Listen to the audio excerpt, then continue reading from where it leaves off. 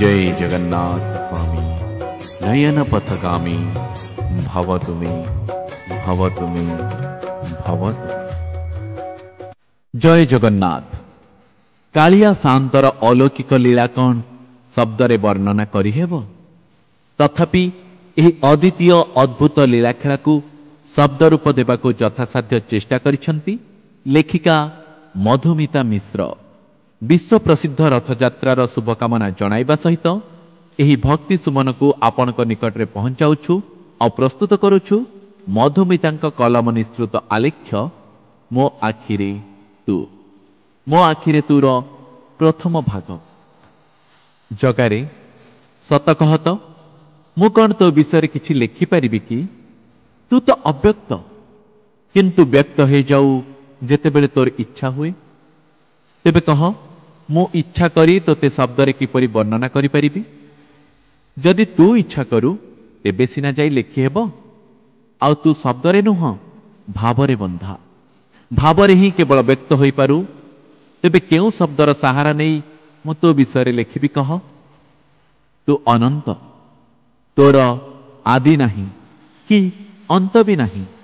तेबे कह तो कथा तो विषय केउठु आरंभ करि परिबि? सेई दिनरु जेउ दिन सृष्टि संरचना होइतिला ना सेई दिन ठारू जेउ दिन प्रलय होइतिला? सेही दिन ठारू जेउ दिन प्राण जीवित होइतिला ना सेही दिन ठारू जेउ दिन मृत्यु तो पाद पद्म तले लीन होई जाइतिला? मत्स्य, कश्यप, बराह, नृसिंह, वामन, राम, परशुराम, बलराम किंबा बुद्ध अवतार परे संभाव्य कल्कि अवतार। कह तू केउठी नाहु? आउ कह तो बिना आउ किए बा केउठी अछि? तू ही क्षीरसागर उपरे अनंत शयन रे रही ब्रह्मदेवंकु निज नाभि देशरे धारण करिछु।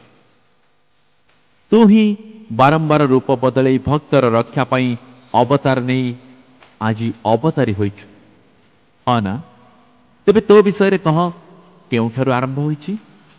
तथापि कालिया द्वापर अवसान परे कलिजुग आरंभ होइछि। आ तू ए कलिजुगर दिय होई धरापृष्ठ रे विराजमान करिछु। तेणु सेही द्वापर जुगर अंत ठारू ही तो अलौकिक कथावस्तु उपरे किछि आलोकपात कले बोधे ग्रहणीय हेब। महाभारत महायुद्धर परिसमाप्ति घटेई धराबक्षरे पुण्यर पुनरुद्धार करे सारिबा परे तू वासुदेव श्रीकृष्ण मुंडपति सही नहीं माता गांधारी से निष्ठुर अभिशाप। से दिन युधिष्ठिरंक राज्याभिषेक था। तो पुण्य हाथरू से मुकुट धारण करने अवसर रे माता गांधारी आसी राजसभा प्रवेश करू आउ निज शतपुत्र को हरई अभागी जननी हिसाब से तो आड़े निज क्रोधर तीक्ष्ण वर्षा चले गांधारी कही जेपरी से निज संतान गण को हरई सारी निर्वंश होई एकुटिया विलाप करुथिले ठीक सेहीपरि तू मध्य अचिरे निज वंश ध्वंस हेबा विभत्स रूपर मूक साखी होई एकाकी जीवन हारिबु। केते केते वीर जीवन हराई थिले सेही महायुद्धरे। समस्तंक प्राणरे रही सेमानक कष्ट को अंगे निभाई मध्य तू किछि कहिलु नाही। सेमती रंग अधरे टिके बांकुआ हस हसीदेलु जेमती हसी देउ तू मां जशोदा लबणी चोरई खाई सारिबा परे जेतेबेले तो कान धरी तोते किछि कहि देउथिले सेमती अल्प हस हसीदेलु जेमिति तू हसी देउथुलु जेतेबेले गोपीगण तोते मन इच्छा गाली देउथिले कि अन्य माने मध्य तोते छलिया रणछोड़ कि दगादिया कान्हू कही आक्षेप करुथिले। तोते सतरे केबे दुख लागे ना? भक्त किछि कहिले जानिथिलु तू माता गांधारी अभिशाप केवल एक माध्यम थिला तो महालीलार एक अंश विशेष थिला। ठीक जेमिति अभिमन्युंक बद्ध आउ परीक्षितंक जन्म कुरुक्षेत्र रक्तरंजित हो जाइथिला नवजुवक अभिमन्युर निर्मम हत्या सहित आत्मीय मानक हाथ क्रूर भावरे अमानुषिक मृत्यु को सामना करिथिला सेही बालक जी तोर भणजा तोर शिष्य आउ तो हृदयर एक अविभाज्य अंश थिला। तार प्रत्येक विकल चित्कार तो आत्मारु ही बाहरुथि किंतु धर्म संस्थापन रे एही विनाश लीला अत्यावश्यक थिला। ତେଣୁ ତ ତୁ ସେଦିନ ମଧ୍ୟ ମୌନ ରହି ସବୁ ସହି ଯାଇଥିଲୁ ରେ କାଳିଆ। ଅଶ୍ୱତ୍ଥାମା ଯେତେବେଳେ ନୃଶଂସ ହୋଇ ଦ୍ରୌପଦୀଙ୍କର 5 ନିରୀହ ପୁତ୍ରଙ୍କୁ ହତ୍ୟା କରିଥିଲା, ତୋ ଆଖିରୁ ଅଗ୍ନିବର୍ଷା ହୋଇଥିଲା। ଆଉ ବ୍ରହ୍ମାସ୍ତ୍ର ପ୍ରେରଣ କରି ସେ ଉତ୍ତରାର ଗର୍ଭ ନଷ୍ଟ କରିବାକୁ ଉଦ୍ୟମ କରିବା ପରେ ନିଜ ଜୀବନର ସମସ୍ତ ପୁଣ୍ୟ ଫଳକୁ ଦେଇ ତୁ ବଞ୍ଚେଇ ଦେଇଥିଲୁ ନା ପରୀକ୍ଷିତକୁ। ସେହି ପରୀକ୍ଷିତକୁ ଯାହାଙ୍କ ଦ୍ୱାରା କଳିଯୁଗର ପ୍ରାରମ୍ଭ ହୋଇଥିଲା ତୋର ଏହି ସଂସାରରେ। ଅନ୍ୟାୟ ଦେଖି ସହି ତୁ ଚୁପ୍ ରହିଛୁ କେବଳ ଜଗତର କଲ୍ୟାଣ ପାଇଁ। ଆଉ ଆଜି ବା କେମିତି ତୁ ପ୍ରତିବାଦ କରିଥାନ୍ତୁ? ତେଣୁ ଆଜି ମଧ୍ୟ ଚୁପ୍ ହୋଇ ସହିଗଲୁ ଗାନ୍ଧାରୀଙ୍କ ଅଭିଶାପ। ତ ବଂଶ ନଷ୍ଟ ହେବାର ଦାରୁଣ ଭବିଷ୍ୟତକୁ ସ୍ୱୀକାର କରିନେଲୁ ରେ କାଳିଆ। ଧନ୍ୟ ଧନ୍ୟ ତ ନ୍ୟାୟ, ଧନ୍ୟ ତ ତ୍ୟାଗ। ସେହି ଅଭିଶାପ ଫଳବତୀ ହେବା ପାଇଁ ବୋଧେ ସେଦିନ ଶାମ୍ବ ମନରେ ସେପରି ବିକାର ଭାବ ଉତ୍ପନ୍ନ ହୋଇଥିଲା। ଋଷିମାନଙ୍କ ସିଦ୍ଧ ଶକ୍ତି ପରୀକ୍ଷଣ ଇଚ୍ଛା କ'ଣ ଖାଲିଟାରେ କେହି କରିପାରେ କି? ତାହା ମଧ୍ୟ ତୋ ବଂଶଧର ହୋଇ। ଶାମ୍ବ ଏକ ଅସନ୍ନ ପ୍ରସବା ନାରୀ ବେଶରେ ସଜ୍ଜିତ ହୋଇ ମୁନି ଋଷି ଗହଣକୁ ଆସିଥିଲେ। ଆଉ ଅନ୍ୟ ଯାଦବମାନେ ସେହି ମିଥ୍ୟା ଗର୍ଭର ଆଗତ ଭବିଷ୍ୟତ ଜାଣିବାକୁ ଚାହିଁଥିଲେ। ତ୍ରିକାଳଦର୍ଶୀ ମହାତ୍ମା ସବୁ ଜାଣିପାରି ଅଭିଶାପ ଦେଇଥିଲେ। ସେହି ଗର୍ଭଜାତ ହିଁ ଯାଦବ ବଂଶ ଧ୍ୱଂସର କାରଣ ହେବ। ଦୁନିଆ ସାରା ଲୋକଙ୍କୁ ସତ ଶିକ୍ଷା ଦେଇ ତୁ ଗୀତା ଜ୍ଞାନ ବାଣ୍ଟି ଚାଲିଥିବା ବେଳେ ତୁ ନିଜ ବଂଶଜ କିପରି ଏତେ ଅସତ୍ ପଥରେ ଚାଲିପାରିଲେ?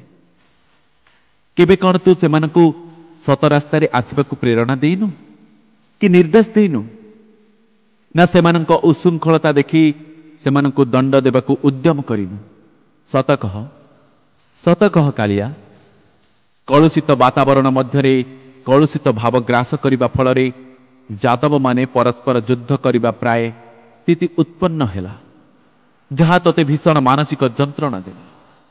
ସେଥିପାଇଁ ତ ନିଜ ସମୃଦ୍ଧ ଦ୍ୱାରକା ନଗରୀକୁ ଜଳପ୍ଲାବିତ କରିଦେଇ ନିଜ ଥକି ଯାଇଥିବା ଶରୀରଟାକୁ ଟିକେ ଲମ୍ବେଇ ଦେଲୁ ଶିଆଳିଲତାର ମୂଳରେ। କ'ଣ ଭାବି ଚାଲିଥିଲୁ ରେ କାଳିଆ?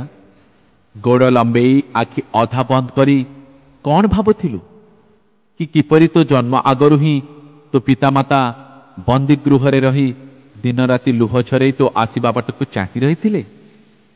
କେବେ ତୁ ଜନ୍ମ ହେବୁ ଆଉ କେବେ ସେମାନଙ୍କର ଦୁଃଖ ଦୂର ହେବ? ସେହି ଅମୃତ ବେଳାରେ ଅଧରାତ୍ରିରେ ବନ୍ଦୀଶାଳା ଉଜ୍ଜଳ କରି ଦେବକୀ ମାତାଙ୍କ ଗର୍ଭରୁ ଜନ୍ମ ନେଲୁ ତୁ। ହେଲେ ତୁ କ'ଣ ସେମାନଙ୍କୁ ରକ୍ଷା କରିଥାନ୍ତୁ? ବସୁଦେବ ତ ତୋତେ ରକ୍ଷା କରିବା ପାଇଁ ଟୋକେଇ ଭିତରେ ତୋତେ ସାଇତି ରଖିଦେଇ ନେଇଗଲେ ନା ନନ୍ଦପୁରକୁ। ଯମୁନା ବାଟରେ ବାଟ ଓଗାଳିଲା। ହେଲେ ତୋ ପ୍ରତିଶ୍ରୁତି ପାଇ 2 ଭାଗ ହେଲା। ତାକୁ ଧୀରେ କରି କହିଦେଇଥିଲୁ ନା ତୁ ଯେ ତା କୂଳରେ ତୋ ଦିବ୍ୟଲୀଳା ସମ୍ପାଦନ କରିବୁ। ଗୋପପୁର ପୁରୀ ଉଠିଥିଲା ତୋ ଆଗମନରେ। ସବୁଠି ଖୁସିର ବାତାବରଣ ଥିଲା, କିନ୍ତୁ ତୁ ଭାବି ଚାଲିଥିଲୁ କିପରି କଂସ ପଠେଇଥିବା ଅସୁରମାନଙ୍କୁ ବିନାଶ କରି ତୋ ବାଲ୍ୟଲୀଳା ଦେଖେଇବୁ। ନନ୍ଦ ବାବାଙ୍କ ଅଭୟ, ଯଶୋଦା ମାଙ୍କ ସ୍ନେହ ପରଶ ସହିତ ଭାଇ ବଳରାମଙ୍କ ସହଯୋଗ ଆଉ ରାଧାରାଣୀର ପ୍ରେମ ଭାବ ତୋ ଜୀବନର ଅବିଚ୍ଛେଦ ଅଙ୍ଗ ଥିଲା। କୁଆଡ଼େ ଗଲା କାଳିଆ?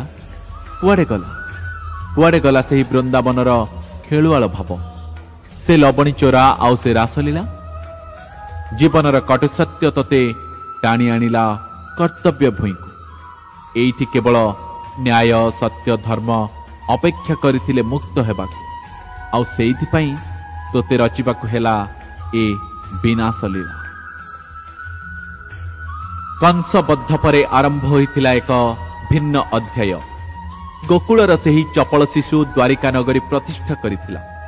ଯାଦବମାନଙ୍କୁ ଉଚିତ ସମ୍ମାନ ଓ ମର୍ଯ୍ୟାଦା ଦେବା ପାଇଁ ଭବ୍ୟ ନଗର ସ୍ଥାପନା କରି ରାଜା ହେଇଥିଲୁ ନା ତୁ? କିନ୍ତୁ ସେହି ରାଜ୍ୟ ମଧ୍ୟ ପରିତ୍ୟାଗ କରି ଛୁଟି ଆସିଥିଲୁ କୁରୁକ୍ଷେତ୍ରକୁ। ପାଞ୍ଚାଳି ବସ୍ତ୍ରହରଣ ସହିତ ଯଦୁଗୃହ ବିଧ୍ୱଂସ ଓ ଅନ୍ୟାୟ ତତେ ବାଧ୍ୟ କରିଦେଇଥିଲା ଏହି ମହାଯୁଦ୍ଧ ରଚନା କରିବାକୁ। କହିଲୁ କାଳିଆ, କହିଲୁ 6 ଦିନର ଶିଶୁ ହୋଇ ପୁତନା ପରି ରାକ୍ଷସୀକୁ ଯିଏ ଅଚିରେ ମୃତ୍ୟୁ ଦେଇଥିଲା, ସେ କ'ଣ ଚାହିଁଥିଲେ ଦୁର୍ଯ୍ୟୋଧନକୁ ଉଚିତ ଶିକ୍ଷା ଦେଇପାରିନଥାନ୍ତା? କିନ୍ତୁ ତୁ କହିବା କଥା ପୁରା ଅଲଗା ଥିଲା। ଧର୍ମ ସ୍ଥାପନ ପାଇଁ ଅଧର୍ମ ନାଶ ହେବା କେବଳ ଏକ ସଂହାର ଲୀଳା ମାଧ୍ୟମରେ ସମ୍ଭବ ହୋଇଥିଲା। ଆଉ ସେଇଥିପାଇଁ ଭାଇ ବନ୍ଧୁ କୁଟୁମ୍ବ ପରସ୍ପର ସହିତ ମହାଯୁଦ୍ଧ କରି ନିଜ ନିଜ ପରମଗତି ଲାଭ କରିବା ପରେ ଯାଇ ତୁ ଫେରି ଯାଇଥିଲୁ ଦ୍ୱାରିକାକୁ। ଆଚ୍ଛା କହିଲୁ କାଳିଆ, ଏଇସବୁ ଲୀଳା ସହିତ ଶାମ୍ବ ହାତରେ ହୋଇଥିବା ଅପରାଧକୁ କାହିଁକି ଯୋଡ଼ିଦେଲୁ? ସେତିକି କ୍ଷମା କରିଦେଇଥିଲେ ତ ଜୟ ଜଗନ୍ନାଥ। ଆପଣ ଭାବୁଥିବେ ସେତିକି କ୍ଷମା କରିଦେଇଥିଲେ କ'ଣ ହେଇଥାନ୍ତା? ନିଶ୍ଚିତ ଆପଣଙ୍କ ସଂଶୟର ଆପଣଙ୍କର ଅପେକ୍ଷାର ଅନ୍ତ ଘଟିବ, କିନ୍ତୁ ଏ ଅଧ୍ୟାୟରେ ନୁହେଁ, ଆଉ ଏକ ନୂଆ ଅଧ୍ୟାୟ ସହିତ ମୁଁ ଆପଣମାନଙ୍କ ସହିତ ଯୋଡ଼ି ହେବି। ଖୁବ୍ ସୁନ୍ଦର ଲେଖିଛନ୍ତି ଲେଖିକା ମଧୁମିତା ମିଶ୍ର। ସ୍ୱତନ୍ତ୍ର ଉପସ୍ଥାପନା ରହିଛି ରଥଯାତ୍ରା ଉପଲକ୍ଷେ ମୋ ଆଖିରେ ତୁ। ଶୁଣୁଥାନ୍ତୁ। ପ୍ରଥମ ଅଧ୍ୟାୟଟି କେମିତି ଲାଗିଲା ତାର ମତାମତ ନିଶ୍ଚିତ ଦେବେ। ଆଉ ଏକ ନୂଆ ଅଧ୍ୟାୟରେ ଆପଣମାନଙ୍କ ସହିତ ଭେଟ ହେବ। ସେ ପର୍ଯ୍ୟନ୍ତ ବିଦାୟ ଦିଅନ୍ତୁ। ନମସ୍କାର, ଜୟ ଜଗନ୍ନାଥ।